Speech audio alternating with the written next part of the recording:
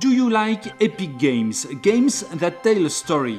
Do you look for these unique PlayStations that you'll remember for 20 years? Hello fellow gamers, I'm Jean-Michel Grosjeu and you're watching my series of videos where I tackle the rules of heavy games. And not only the rules, also some few basic strategies to help you feel comfortable at the game table. So here we go, it's time to overcome my delicious French accent and take a seat together in front of that heavy game box.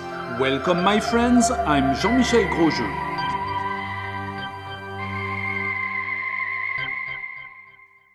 Hello my friends and welcome to my series of videos about the complete rule set for Space Empires, the great game of space conquest by Jim Crone, published by GMT Games. The complete rule set, that means the rules for the basic game, but also its 3 expansions, Close Encounters, Replicators, and the last and brand new one, All Good Things.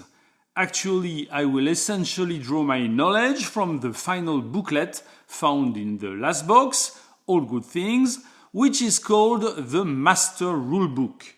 And of course, all the game aids and little charts that you'll see being created live during my videos can be downloaded from the Space Empires dedicated page on the Board Game Geek website. All the links are in the description, and I highly recommend having them printed and handy during your games. They'll come in very useful and save you from having to refer to the rulebook. Space Empires is a game of space exploration and conquest. So, its game board represents the interstellar void, the unknown space that you'll have to explore and colonize little by little. At the beginning of the game, let's say you are the yellow player and every player, you and the 3 others, start with his or her home system. Yellow player's home planet is called Vasir. Next, you see on the board an area surrounded by a yellow line. This is the yellow player's system. It's his territory, his little corner of the universe. At the beginning of the game, he puts his home planet tile anywhere within this zone. And that's it. And his blue, red and green opponents also have their own territories and home planets, which they put on the board at the beginning of the game: Earth, Altair and Chulak. You can play from 2 to 6 players, but I'm teaching you the 4-player version, which is the most standard. And from there it's very simple. The goal of the game may depend on the scenario you choose, but overall, in order to win, you need to destroy at least one of another player's home planets. We'll see later on 1,000 variations on this principle and all the game modes you can play, but you understand the logic. Starting from your home planet, you explore the space around you, then you find exploitable resources, minerals, then, thanks to these resources, you build an increasingly powerful fleet to finally be able to go to your neighbors and destroy their home planet, protected by the fleet they've also been building all this time. This is the principle behind games known as 4X, exploration, exploitation, expansion and extermination. And Space Empires is one of the best examples of this genre. And since now is the time to learn how it all works, let's start from the beginning with exploration. At the very beginning of the game, each player starts in his own corner within his own system with just his home planet. For yellow player, this is the planet Vasir. And all around this planet is the great unknown. In practical terms, his system is filled with randomly drawn face-down tokens representing everything he's about to discover. 25 tokens. All players have exactly the same tokens. There are 8 planets plus 1 barren planet, 11 minerals worth 5, we'll see later what it means, 2 asteroid fields, 2 nebulae, and 1 black hole. That's 25 tokens, and that's all you'll discover when you explore your own system. And each player has the same 25 tokens. The only unknown is where exactly you're going to find them, in which hexagons and in what order. For aesthetic reasons, as soon as you discover one of these tokens, as soon as you flip it, you replace it with a larger, nicer hexagonal tile, except for minerals tokens, which are resources you'll be transporting elsewhere. Hexagonal tiles are for non-mobile elements of the scenery. So, here you have it. You know what you're going to find in your system, and to find it all, you're going to explore. Okay, but how do you go about it? At the beginning of the game, each player has 3 scout ships on his home planet, identified by the letters SC. For the moment, we don't worry about all the numbers and letters printed on the token.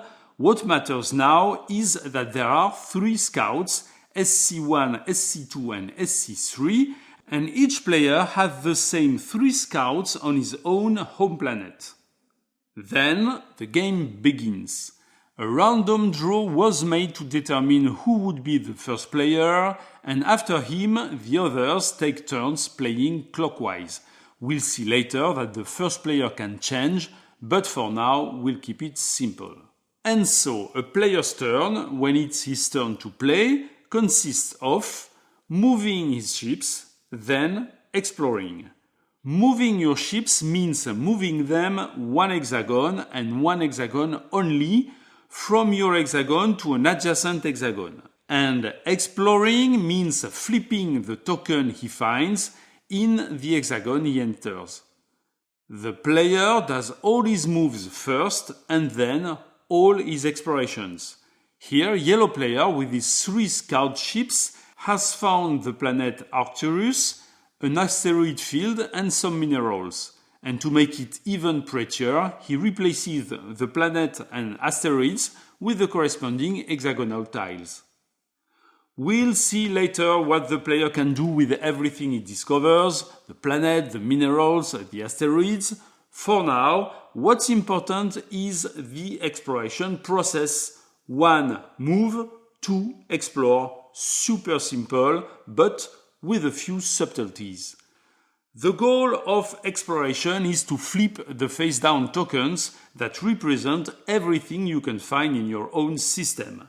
We'll see later that you can also explore what is called deep space, that is the zone that doesn't belong to any player system. It works in much the same way, but the tokens you flip there are more dangerous. To find out what a token is hiding, you must first advance on it during the movement phase. Here we've done that with scout ships, but potentially it works with any ship. Also, the movement you do just before exploration is limited by special rules. First, the ship must start in an adjacent hexagon. In our example, this was obvious because our ships can only move 1 hexagon, but we'll see later that some of the more high-tech ships can move 2 or 3 hexagons. Well, if they want to explore at the end of their move, they must move a single hexagon. In other words, they must start their move in a hexagon that is adjacent to the hexagon they want to explore. Moreover, any ship that enters an unexplored hexagon with the face-down token must stop. And all that, if you think about it, leads to many consequences. Let's suppose in this example that a ship on Vasir, the yellow player's home planet, wants to go exploring. Let's assume this ship can move 2 hexagons during its movement phase. We'll see later how this is possible. Well, even so, it cannot explore 2 hexagons away, because any ship that explores must start its move adjacent to the hexagon it wants to explore. So, in its turn, the ship moves forward a single hexagon, and only on the next turn will it move forward 1 more hexagon, and then it can explore. In addition, we also deduce from these rules that a ship cannot move through an unexplored hexagon. If our ship starts its turn here, it cannot move into the unexplored zone. It must stop on the first hexagon. And exploration is mandatory. When a ship enters an unexplored hexagon, during the exploration phase, it must explore and flip the token. So, you must see the unexplored world as a kind of barrier into which you cannot jump blindly.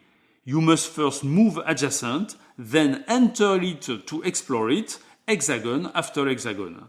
And if an enemy ship is on the other side of such a barrier of unexplored hexagons, you know that it cannot, for the time being, come and attack you, because it too must follow the same exploration rules, and will have to explore this barrier hexagon after hexagon to be able to move through it.